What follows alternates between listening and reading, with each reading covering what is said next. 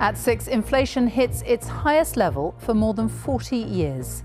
The rising price of food like butter, milk and pasta, along with soaring energy bills, are the main things pushing up the cost of living even further. It's like nothing adds up. I've never in my time here looked into the sort of abyss like it is now. It's just like, whatever we do, it's not going to be enough. The Prime Minister says tackling inflation is a key priority as the Chancellor prepares for tomorrow's autumn statement, also on the programme. NATO says the missile strike in Poland was probably from Ukraine's air defence system, not fired by Russia. There's to be an independent investigation into the Deputy Prime Minister Dominic Raab after 2 formal complaints were made about his behaviour. Gearing up, England start training in Doha ahead of their first World Cup match on Monday. And liftoff of Artemis 1. We rise together, back to the moon and beyond. And paving the way for man's return to the moon, NASA's moon mission finally blasts off. And on BBC London, as inflation hits a 40-year high, how will our day-to-day local services fare in the Chancellor's autumn statement tomorrow?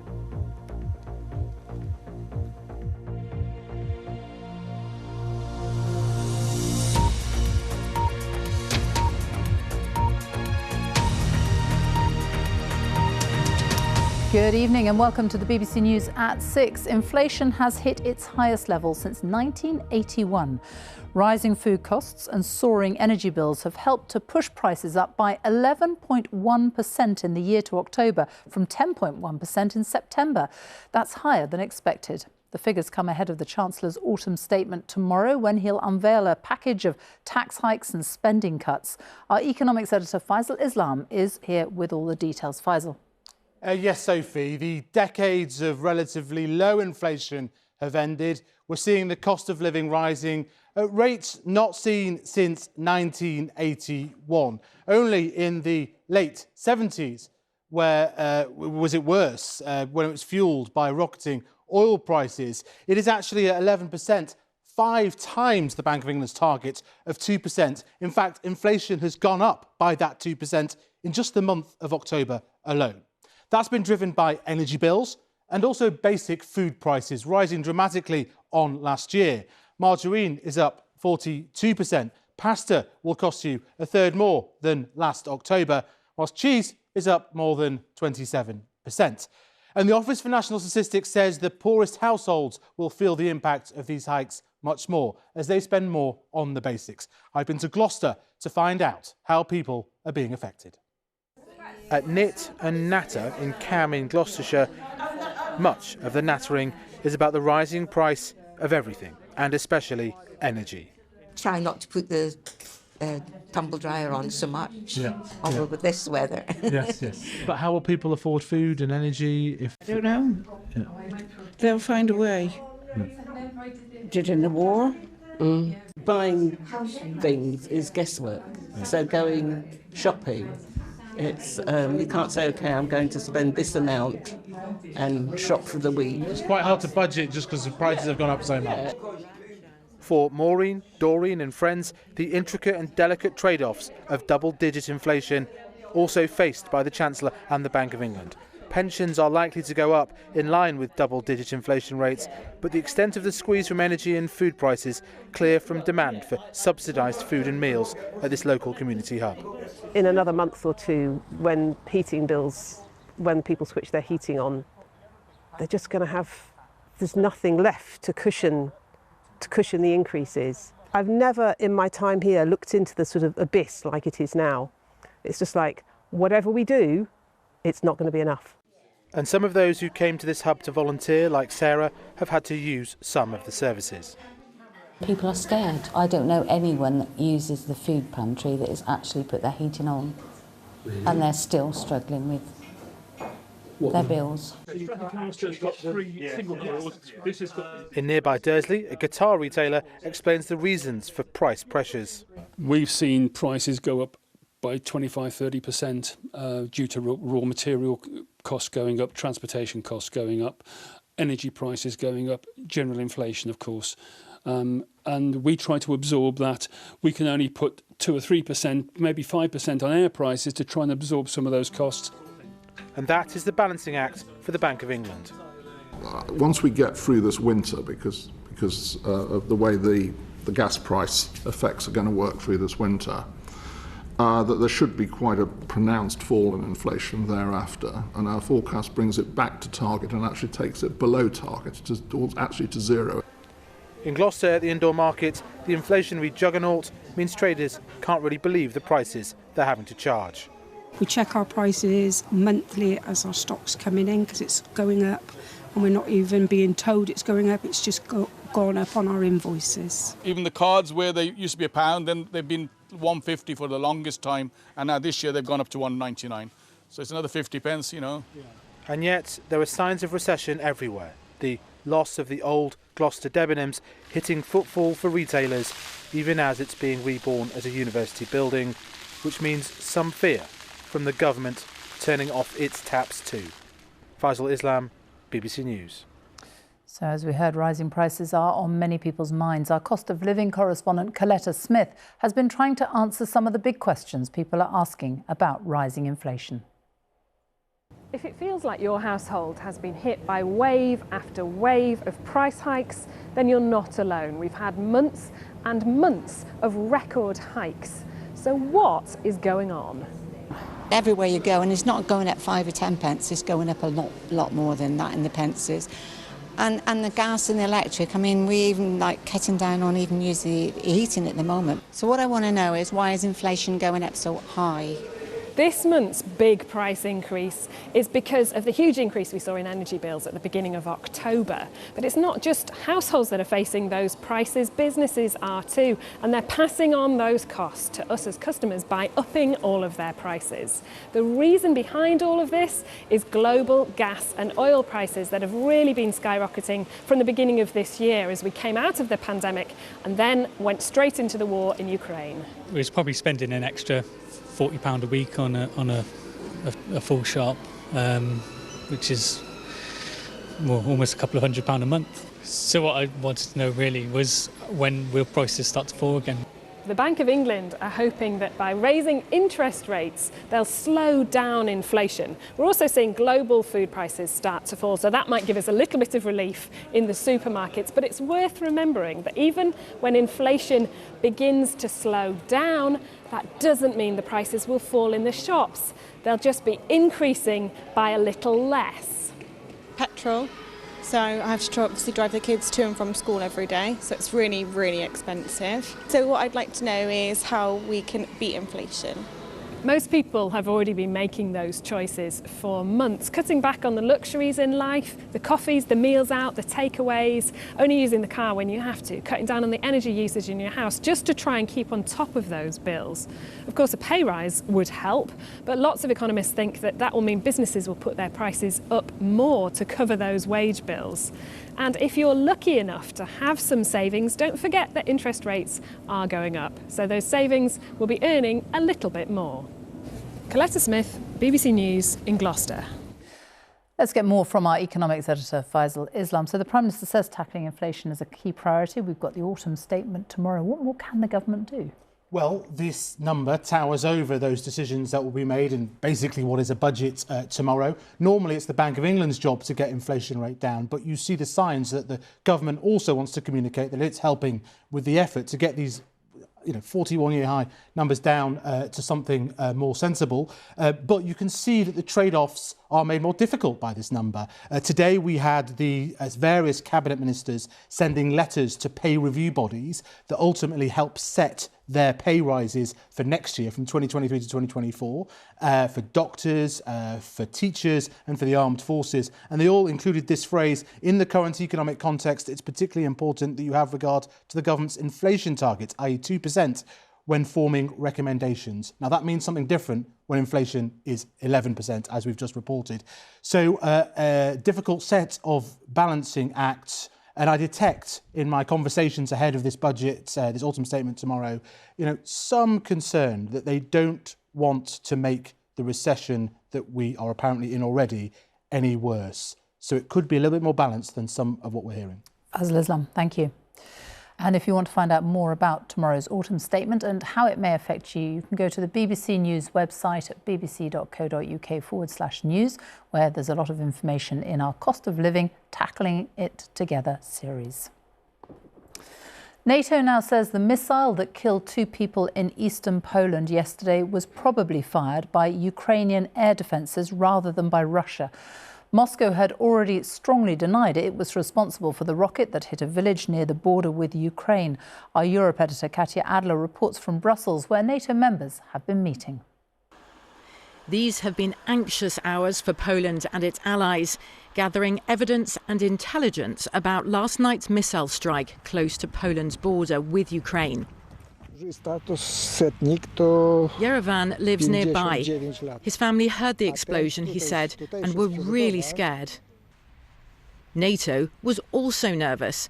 You'll notice almost more emphasis today on who likely wasn't behind the strike than who might have been. We have no indication that this was the result of a deliberate attack. And we have no indication that Russia is preparing offensive military actions against NATO. To Western leaders, immense relief. Moscow pounded Ukraine with missiles again yesterday, but said it wasn't that close to the Polish border. If it had struck or targeted NATO member Poland, as first suggested in Polish media, the whole alliance could have been called on, meaning confrontation with nuclear power Russia. NATO really wants to avoid that, while still supporting Ukraine's military. Poland's president today said the explosion had probably been caused by Ukrainian air defense systems. An unfortunate error, he said. NATO leaders' carefully crafted, measured response today shows how much they fear Europe is on a knife edge. They've had a sharp shock reminder of the ever-present potential of Russia's war to escalate and spread beyond Ukraine's borders. Kiev sometimes accuses allies of getting too used to all those missiles raining down on its citizens. If that ever was the case, last night was a huge wake-up call. At a meeting of world leaders in Bali, the Prime Minister said support for Ukraine against Russia was unwavering. And there were strong words today from his Foreign Secretary. The House should be in no doubt that the only reason why missiles are flying through European skies and exploding in European villages is because of Russia's barbaric invasion of Ukraine. As the investigation continues on the ground in Poland, NATO says it's boosting air defences across Eastern Europe as well as Ukraine. Just in case. Katya Adler, BBC News, NATO. Well, while investigations are still ongoing into that explosion in Poland, our diplomatic correspondent Paul Adams has been taking a closer look at what happened on the border with Ukraine. Yesterday's explosion in Poland caused a shudder of fear throughout the Western Alliance, especially in these Eastern European members of NATO, here in red. Was this the moment everyone had been dreading since February, when NATO finally found itself in direct confrontation with Russia? Well, let's remember what was actually happening yesterday, right on NATO's doorstep. Another day of massive Russian missile strikes against Ukraine's civilian infrastructure, from one end of the country to the other. Some of those strikes were over in the far west, very close to the Polish border, very close to the village where 2 people died.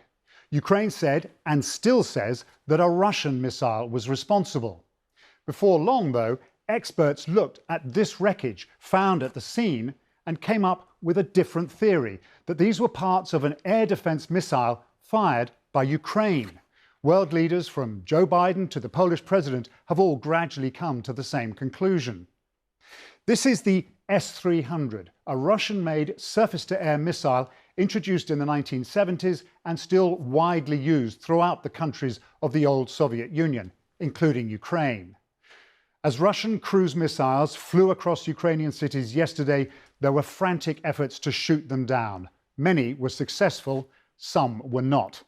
But Western leaders all agree that Ukraine has an absolute right to defend itself. What happened yesterday in Poland, they say, was not Ukraine's fault. Paul, thank you. The Deputy Prime Minister Dominic Raab is facing an investigation into 2 formal complaints about his behaviour. It's been claimed that Mr Raab bullied officials in his previous cabinet roles.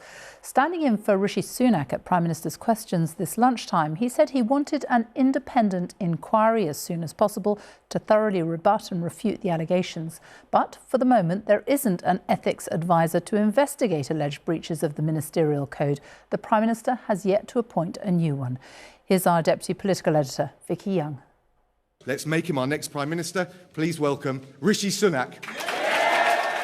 Close allies supporting each other in difficult times. Dominic Raab got his old job back when his friend became Prime Minister, but not everyone has welcomed his return. It's prompted allegations of past unacceptable behaviour towards staff. Just before he was due to stand in for the Prime Minister in the Commons, he revealed that 2 formal complaints had been made yesterday. In a letter to Mr Sunak, he said, "I am writing to request that you commission an independent investigation into the claims as soon as possible. I will cooperate fully." He went on, "I have never tolerated bullying and always sought to reinforce and empower the teams of civil servants in my departments." Angela Rayner. Labour's deputy leader said that didn't go far enough. His letter contains no hint of admission or apology. This is anti-bullying. This is anti-bullying week. Will he apologise? I'm confident I behaved professionally throughout, but of course I will engage thoroughly and look forward, Mr Speaker, may I say, look forward to transparently addressing any claims that have been made. When Mr Raab was Foreign Secretary, his most senior civil servant says staff were scared to go into his office because he was curt and demeaning. Other officials have told me he was demanding and forceful, but didn't bully people. Senior civil servants are reluctant to come forward with complaints about ministers, according to the union that represents them. There are no procedures here for how an investigation would be concluded. A civil servant doesn't know how it's going to be investigated. They have no right of challenge if they don't like the outcome of it. And there's a reason why many don't have confidence in the current system. Under Boris Johnson, 2 ethics advisors resigned, feeling undermined and ignored. Downing Street says they're looking for a replacement, but the Prime Minister will still be the one who decides whether a minister has broken the rules. Dominic Raab is staying in his job, hoping to clear his name soon. But for now, we don't know when the investigation will start or who'll be doing it. Vicky Young, BBC News, Westminster. The time is coming up to 6:20. Our top story this evening. The rising price of food like butter, milk and pasta, along with soaring energy bills, have pushed inflation to its highest level for more than 40 years. And coming up, I'll be hot-footing it to another studio here to join Radio 2's Scott Mills on his 24-hour treadmill challenge for children in need. At 6:30, questioned over the resignation of Dame Cressida Dick, the Mayor defends his handling of it. And why these teenagers are role-playing world leaders at the COP27 climate talks.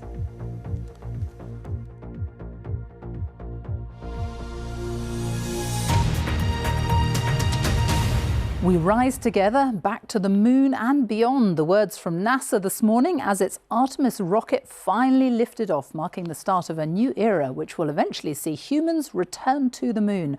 Technical hitches and 2 hurricanes prevented 2 previous launch attempts in recent weeks, but the rocket finally blasted off on its debut flight from Florida's Kennedy Space Center just before 7 o'clock this morning. Our science editor, Rebecca Morell, was watching. And here we go. 5. It was the moment they'd been waiting for. 3, 2, 1. And liftoff of Artemis 1. After months of setbacks, NASA's most powerful rocket was finally on its way. The start of humanity's return to the moon. We rise together, back to the moon and beyond. It's an incredibly complex machine. It has so many components. To get 8.8 million pounds of thrust off the ground requires many systems that all have to work together perfectly. And it did just that today. No people are on board this time, but this test flight will show if it's safe for astronauts. The ultimate plan is to land the first woman and first person of colour on the moon. I wanted to be an astronaut from the time that I was 5 years old. And, you know, for anybody that has a dream or some kind of aspiration, if they see somebody that they can identify with a little bit, it puts them into a totally different perspective where they can say, well, wait a minute, that person was just like me and they did it, so I can do it too. And in a remote part of Cornwall, the Goonhilly Earth Station has an important role to play. This huge dish is part of a network of antennas around the world tracking the spacecraft, and the data it receives is vital. It will help NASA to work out exactly where the spacecraft is and how fast it's moving as it heads towards the moon. And here's the first signal sent back. This doesn't look like very much, I think, to most people, but to communication engineers, this is pure magic. What you would normally see is just a flat line of noise, but we're picking up this signal from space, from the Artemis spacecraft. With a last look back at the Earth, the spacecraft now has a 26-day journey ahead. This is just the beginning, the start of a million-mile journey that's being described as Apollo for a new generation. Rebecca Morrell, BBC News. A look now at some other stories making the news today.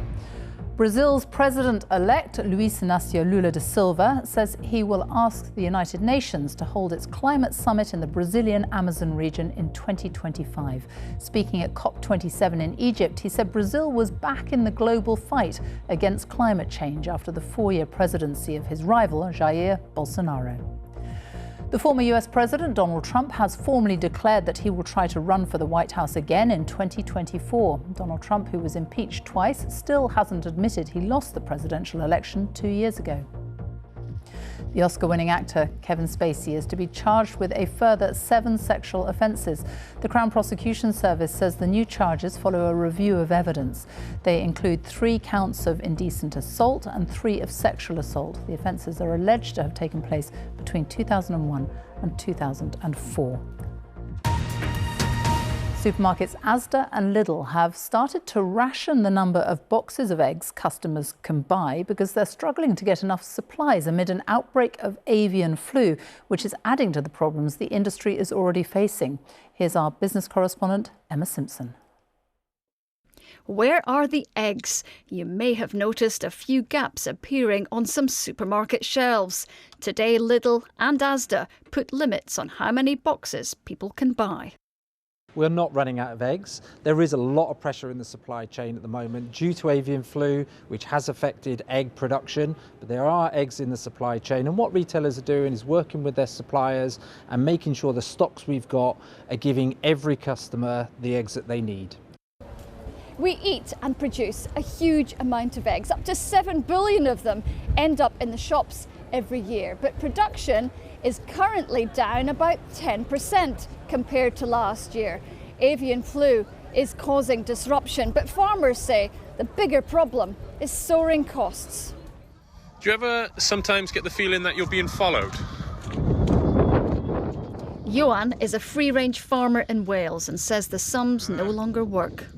My feed has gone up from £250 a tonne to over £400 a tonne. My electricity bill has tripled in the last month. So you're not making any money, basically? Currently, I'm running at a loss of about £10 per bird. And he's got 32,000 of them. His industry body says other farmers have been reducing their flocks, pausing production or simply giving up. Sainsbury's is now sourcing eggs from Italy, angering some British farmers. The government says there are still some 38 million laying hens across the country, so overall supply is unlikely to be affected. Emma Simpson, BBC News. Railway workers have voted to continue taking industrial action in their long-running dispute about pay, jobs and conditions. The RMT union said a fresh ballot of its members showed overwhelming support to carry on with action, which means passengers could face walkouts for another 6 months. Rail operators said further strikes would be counterproductive and passengers would be dismayed by the outcome. The Men's Football World Cup kicks off on Sunday. The England squad have had their first training session today after arriving in Doha. The Wales team arrived late last night for what is their first World Cup since 1958. Both teams play their first games on Monday. In a moment, we'll hear from Hal Griffith on the mood in the Wales camp. But first, here's our sports correspondent, Natalie Perks, on England's preparations. For some, it's a well-trodden path. For others, it's a brand new adventure. As England trained for the first time in the desert heat, dreams are being realised by those who are sweating on an important call. Hoping for the best but preparing for the worst. I haven't been in the squad for 3 years and I'm not naive. I understand how it works and stuff, but I also had that hope. After the call finished and he had told me that I was in, it was a head on the wall moment, big deep breath, and then called my parents. These are new sights and sounds for a World Cup. It's estimated more than 1 million fans will descend on this tiny Gulf state over the next 4 weeks. But it's been a lot longer in the planning for England. 9 years ago, the FA boldly targeted winning this World Cup as the long-term goal. And Gareth Southgate has called on his players to embrace the opportunity to make history. But England have arrived here amid their worst run of form since 1958. And Trippier will have the run and shot! Their surprising run to the semis in Russia 4 years ago was followed with their first ever European final last year. But since then, they haven't won in 6 matches. But form is temporary. Attitude is everything. There was a feel about the Euros and in Russia that the togetherness was all there for everyone to see. And coming back into the squad and meeting up, it's been the same sort of thing. And you can feel it, you know, there's a real good energy in here. There's such a good group. Qatari traditions and values have been thrust uncomfortably into the spotlight. Football will provide a welcome distraction for locals. But will this World Cup be where England make their move? Natalie Perks, BBC News, Doha. Touchdown in Doha, a 64-year journey finally complete. For their first World Cup since 1958, Wales arrived excited, but not weighed down by expectation. There's not too much emotional baggage. Yeah, of course we're proud, and we're just glad now that we're here and we can throw full focus now into the first game. After such a long wait, this isn't the World Cup most Welsh fans have been dreaming of. The cost of getting to Qatar, concern about human rights here mean many supporters will stay at home. On the pitch, Gareth Bale will wear a rainbow armband to show the team's opposition to discrimination and inequality. All credit then to gallant Wales for... There were political concerns back in 1958 too. Wales, qualified as other nations, refused to play Israel. They made it through to the quarter-finals. Cliff Jones was part of that team and reckons the current squad share the same spirit. Very similar to the way when we went to the World Cup. People didn't give us much of a chance, but hey, we frightened everybody out there, and it was just a special occasion. This generation has succeeded on the European stage. In 2016, they reached the semi-finals of the Euros. But now the opposition is global. First up, the USA. Yeah, I guess in a way, whoever wins, I'll be happy. So Megan is an American who writes about Welsh football. What does she expect?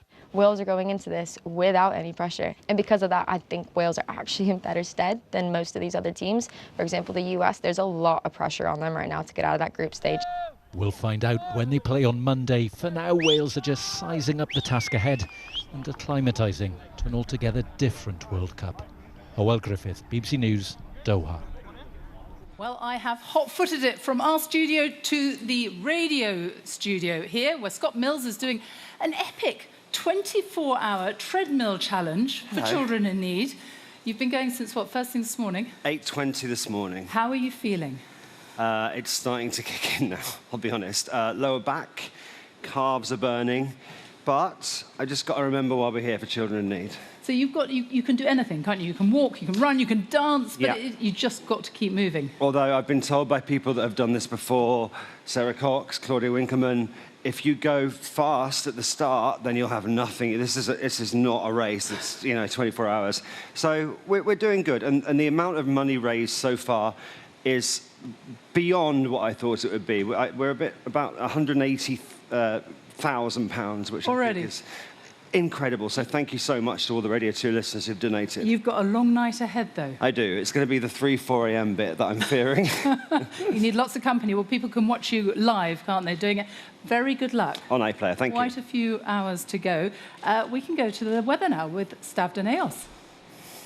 Thanks very much, Sophie. Good evening to you. A very unsettled spell of weather on the cards. We've got an active jet which will be pushing low pressure systems towards our shore. So that's going to be the feature for the next few days. One such area of low pressure, which we've got at the moment affecting the south of the country, will end up bumping up against this area of high pressure and then parking itself across the UK through Thursday and Friday. So a lot of rain expected across much of the UK. We do have several weather warnings in force for rain, so head online to see those. Here's the recent radar picture. You can see how heavy, persistent the rain is across the south of England there and across the Channel Islands. That will expand and push its way northwards and eastwards. Rain becoming heavy as well for eastern Scotland. We'll have gales 70 miles an hour for the Northern Isles. Very windy through the Channel, gusts 60 or 70 miles an hour as that area of low pressure pushes away eastwards.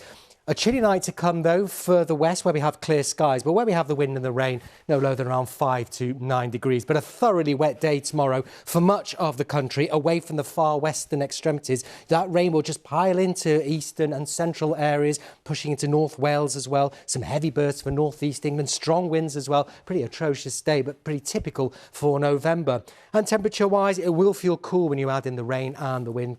Temperatures 9 to 11 degrees for most.